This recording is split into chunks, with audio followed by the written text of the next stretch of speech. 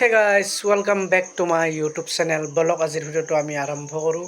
তোমালোকে এই ভিডিঅ'টো চাই যদি ভাল পোৱা তেতিয়াহ'লে লাইক, কমেণ্ট, শ্বেয়াৰ এণ্ড ছাবস্ক্ৰাইবটো কৰি দিবা। আজি আমি নিৰ্যাতনৰ ওপৰত কথা পাতোঁ আহক। কাৰণ আমি দিনক দিনে ঘৰখন ৰেপিছ এইবিলাক প্ৰায় শুনিয়ে থাকোঁ। কিন্তু এনেকুৱা কিছুমান মানুহৰ পৰা আমি এই বস্তুবিলাক শুনা পাওঁ ন, যিটো মানুহ তোমাৰ লগত আছে সেই মানুহটোৱে সেই কামটো কৰে।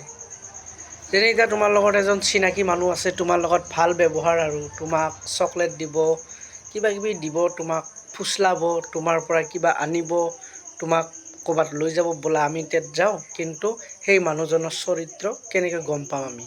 সেই মানুহজনৰ চৰিত্ৰ একদম নিখাচ। কাৰণ আমি কিছুমান লগত থকা মানুহৰ পৰা এই বিপদটো পাওঁ। কাৰণ কিছুমান মানুহ এনেকুৱা আছে য'ত সেই মানুহজনে গাঁৱত থাকিয়ে গাঁৱৰ ছোৱালীজনৰ লগত বেয়া কাম কৰে। তোমালোকে জানানা যে এজন মানুহ তাৰ চৰিত্ৰ ইমানে বেয়া হৈ তাৰ তিৰি চলি থকাৰ পিছতো এইবিলাক কাম কৰে। কিন্তু সেই মানুহবোৰক আমি কি কৰোঁ? ধৰি বান্ধি পুলিচক গতাই দিওঁ, নহয়নে?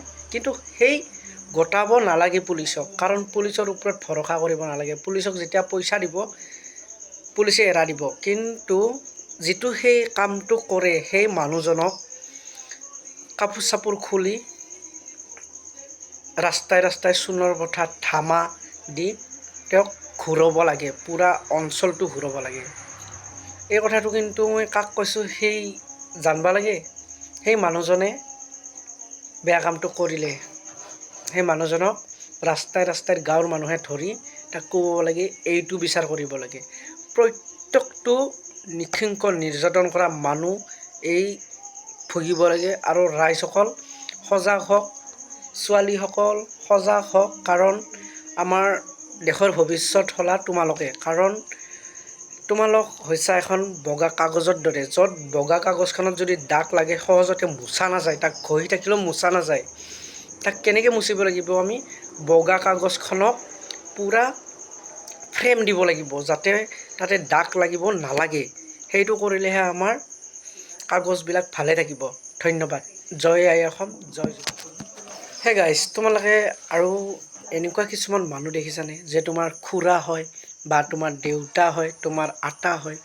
আমি ঘৰৰ মানুহকো আজিকালি বিশ্বাস কৰিব নালাগে, কাৰণ ঘৰৰ মানুহে এইবিলাক কাম কৰে। যেনে বাপেকে নিজৰ ছোৱালীটোক ৰেপ কৰলাক, খুৰাকে নিজৰ ছোৱালীজনীক ৰেপ কৰলাক, নিজৰ মাকক ঘৰখন কৰলাক।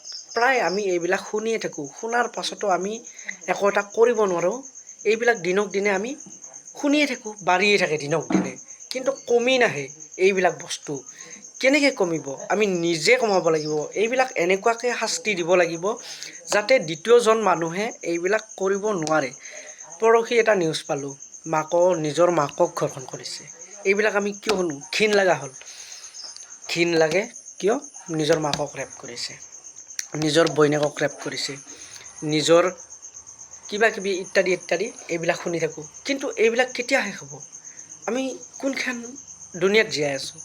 য'ত জীয়াই আছোঁ যে তাতে জীয়াই আছোঁ, অসমত জীয়াই আছোঁ, নহয়নে? আমি অসমৰ মানুহ হয়, কিন্তু এই দিনক দিনে আমি এইবিলাক কথা প্ৰায় শুনিয়ে আছোঁ আৰু শুনিয়ে থাকিম। এইবিলাক কেতিয়াও কমি নাযায়। বুজি পাইছানে তোমালোকে? সেইখিনি সুৰক্ষিত থাকা, ঘৰৰ ভিতৰত থকা, কিবা লাগিলে কোনোবাক লৈ যোৱা, এনেকুৱা। কিন্তু আজিকালিৰ দিনত ঘৰৰ ভিতৰতো সুৰক্ষা নহয়। নিজৰ খুতেক, নিজৰ দাদেক, নিজৰ বাপেক, নিজৰ মাক এনেকুৱা প্ৰায় আমি শুনিয়ে থাকোঁ। ধন্যবাদ।